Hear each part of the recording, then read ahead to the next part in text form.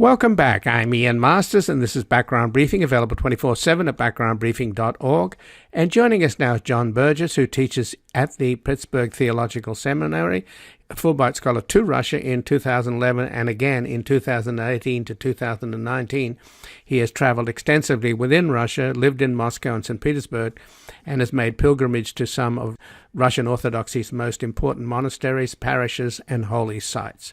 And he's the author of a number of books, including Holy Rus, The Rebirth of Orthodoxy in the New Russia.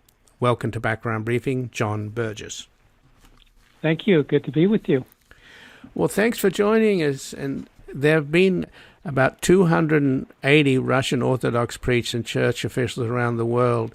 They've signed an open letter opposing Russia's invasion of Ukraine, but of course the Patriarch of the Russian Orthodox Church, Patriarch Kirill, he is a close ally of President Putin, and he basically has declined, ever since the war began, he's declined to condemn the Kremlin's invasion, and he's referred to Russia's opponents in Ukraine as evil forces.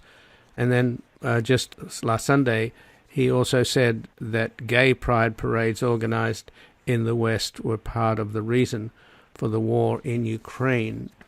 And there was a BBC report some time back where they're interviewing a pro-Russian separatist fighting in the Donbass, and they ask him why is he fighting his fellow Ukrainians, and he said, because the Ukrainian government wants me to marry a man. So what's going on there with this Patriarch Kirill, the head of the Orthodox Church? Is he as reactionary as he appears to be?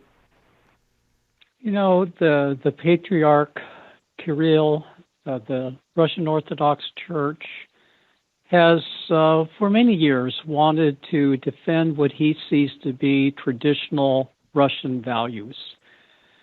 So for him, that means traditional sexual values. It means restrictions on abortion. Of course, this is a position that religious people in other parts of the world have taken. So Kirill is not alone in doing this, and certainly he has drawn on this rhetoric as he's talked about the conflict in Ukraine. Well, if I've described him as being reactionary, then if he supports what Putin is doing in Ukraine, is he therefore a nationalist? Orthodoxy in Russia, as Orthodoxy is in many countries, does have a national cultural component.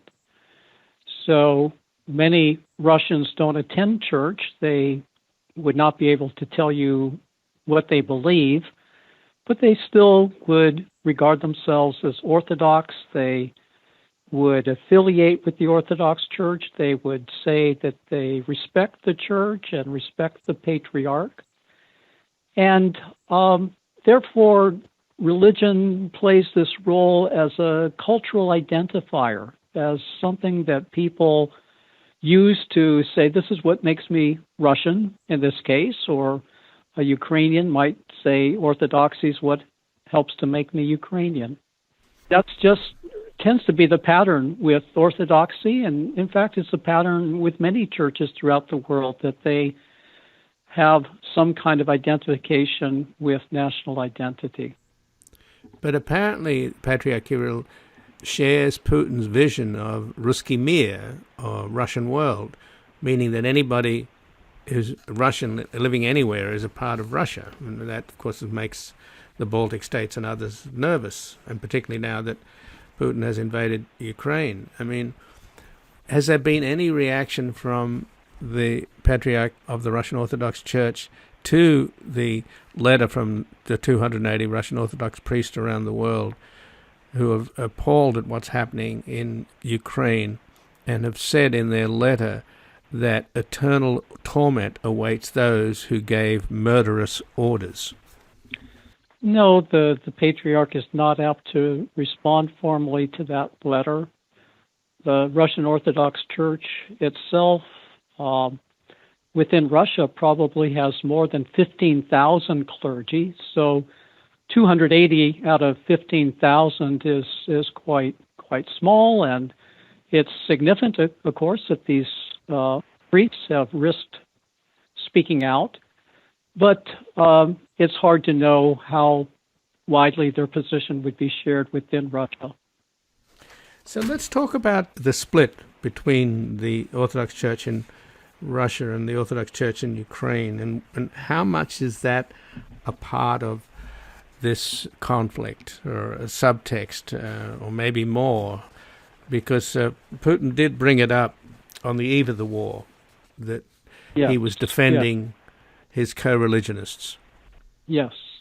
Well, the situation of Orthodoxy in Ukraine is quite complicated and has been complicated for a long time. But let's put it as simply as we can.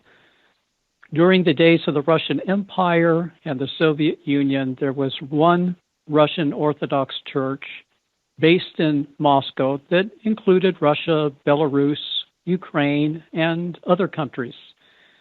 When the Soviet Union collapsed in 1991, Ukraine became independent.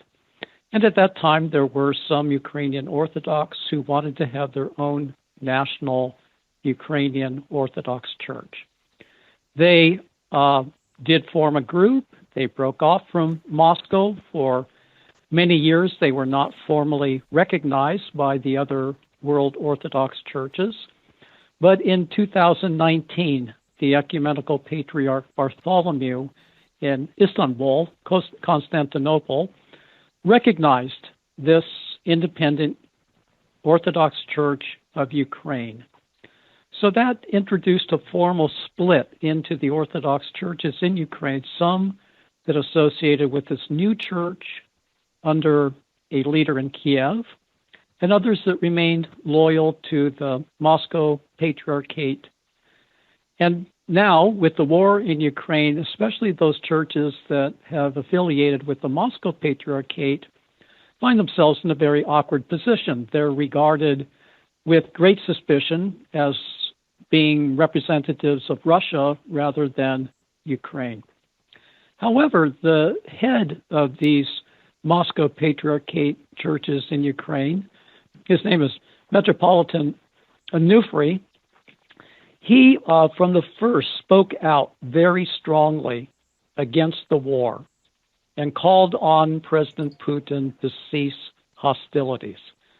So that's where the strongest condemnation of the war has come from Moscow Patriarchate churches, not from Patriarch Kirill in Moscow, but from his representative in Ukraine, Metropolitan Onufry. And again, I'm speaking with John Burgess, who teaches at the Pittsburgh Theological Seminary. He was a Fulbright Scholar in Russia in 2011 and again in 2018 to 2019, and he's traveled extensively within Russia, lived in Moscow and St. Petersburg, and has made pilgrimage to some of Russian Orthodoxy's most important monasteries, parishes, and holy sites. And he's the author of a number of books, including Holy Rus, The Rebirth of Orthodoxy in the New Russia. And you mentioned the Patriarch of Constantinople, Bartholomew. He, along with Pope Francis, on Sunday issued a condemnation of Russia's invasion, saying that the unacceptable armed aggression must stop. And then earlier, Bartholomew had said that Putin has committed, quote, a great injustice by going to war against his co-religionist, and he has earned the hatred of the world. Does that fall on deaf ears in the Kremlin, John? Well, I'm afraid I don't belong to the inner circles of President Putin, but I think that, of course, the world reaction is heard within Russia, and probably the most important thing to remember is that within the Russian Orthodox Church there is a diversity of opinion. You mentioned the priests who have signed the petition. I noted that we don't know how representative they are, but we can be sure that within the church in Russia, there are people really struggling and really quite troubled, quite upset by what has occurred in Ukraine. So it's going to take some time to sort out these different religious voices to know which will prevail, what exactly is going on within the Russian Orthodox Church. As I mentioned, to me, the most interesting developments are within Ukraine itself, where the Moscow Patriarchate churches have spoken out strongly and directly with clear language about the invasion.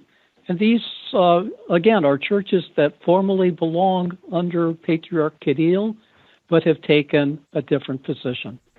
Well, indeed, the Metropolitan Onufri that you mentioned, he compared the war to the sin of Cain. Obviously, Cain slew Abel, right? So that really gets to the point. So let's talk a little bit about... He did that immediately after the invasion. There was no hesitation, so that was quite significant. But of course, on the other side, as we've made clear, Putin uses religion as a justification.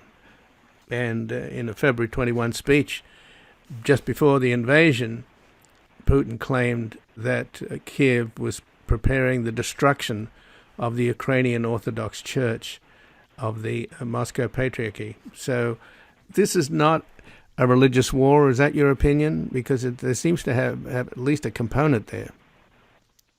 I would not call it a religious war.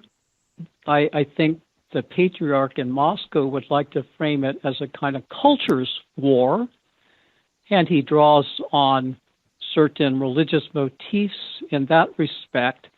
But most Ukrainians, most Russians are not churchgoers. It's estimated that in Moscow, on a typical Sunday, less than 1% of the population is in church.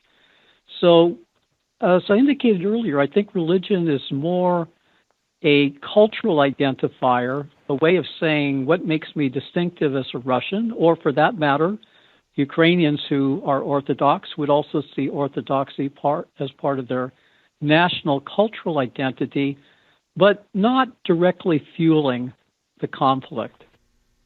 But it does seem that, you know, the Russian position in the world and Russian identity is tied up in the church, and Putin and the Patriarch Kirill have helped sort of galvanize the Russian people under the control of Putin, who is clearly, I mean, we haven't had a situation where one man is threatening the whole world and threatening to use nuclear weapons. The last time we had one man threatening the world, I mean, we've had, you know, examples of Hitler, Stalin, Mao, but this is really a horrendously dangerous and horrifying situation as you watch a country murdered before your eyes and the people killed and maimed and driven out in, at least 10 million refugees now and growing.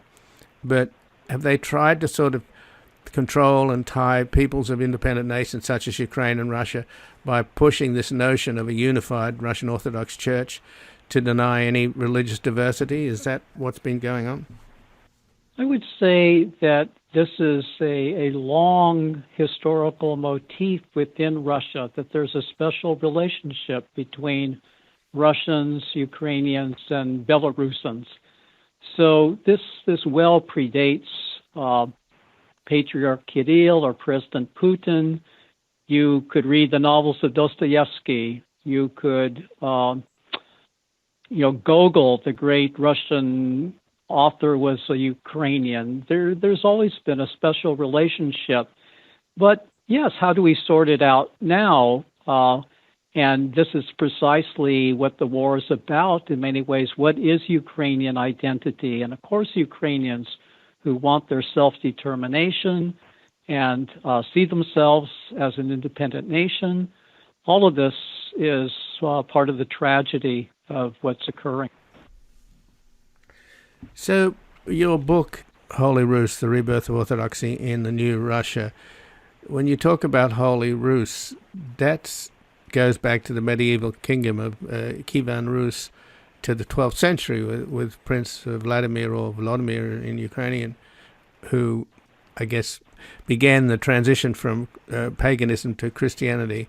And he was baptized in Crimea and adopted Orthodoxy as official religion in the 10th century.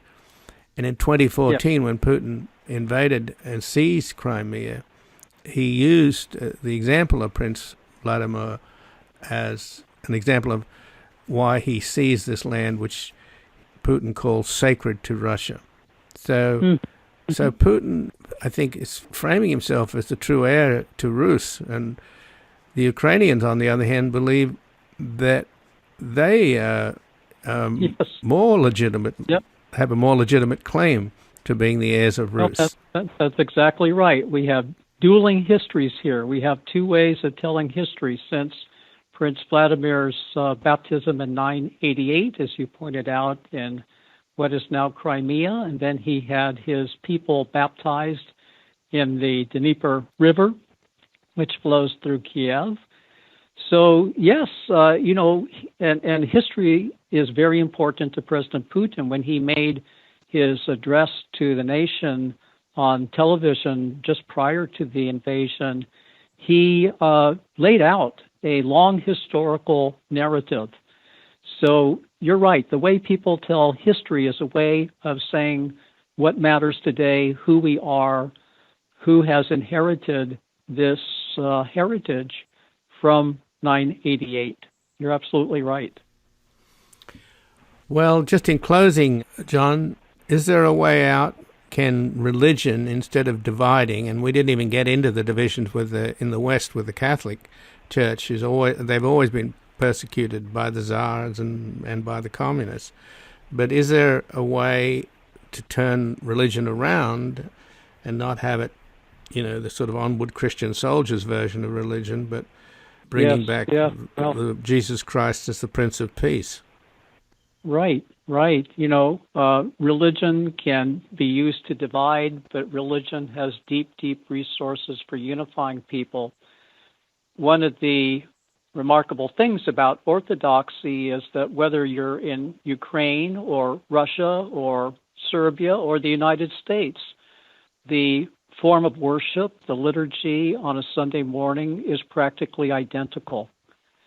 And when one enters into that world of worship and stands before the icons and smells the incense, hears the chanting, you're really being given a vision of heaven on earth. Now, of all things that ought to unite people and bring them together, it's this transcendent vision of something beautiful, of something unifying. And it's tragic. It's just terrible when something that precious then is used for narrow political purposes. So this has to be my hope, at any rate, as one who teaches theology, that these resources within Orthodoxy itself can ultimately contribute to a way for Ukrainians and Russians to live together. Well, John Burgess, I thank you very much for joining us here today. Thank you. Good to talk. Likewise. And again, I've been speaking with John Burgess, who teaches at the Pittsburgh Theological Seminary. He was a Fulbright Scholar to Russia in 2011 and again in 2018 to 2019, and has traveled extensively within Russia, lived in Moscow and St. Petersburg, and has made pilgrimage to some of Russian Orthodoxy's most important monasteries, parishes, and holy sites. And he's the author of a number of books, including Holy Rus, The Rebirth of Orthodoxy in the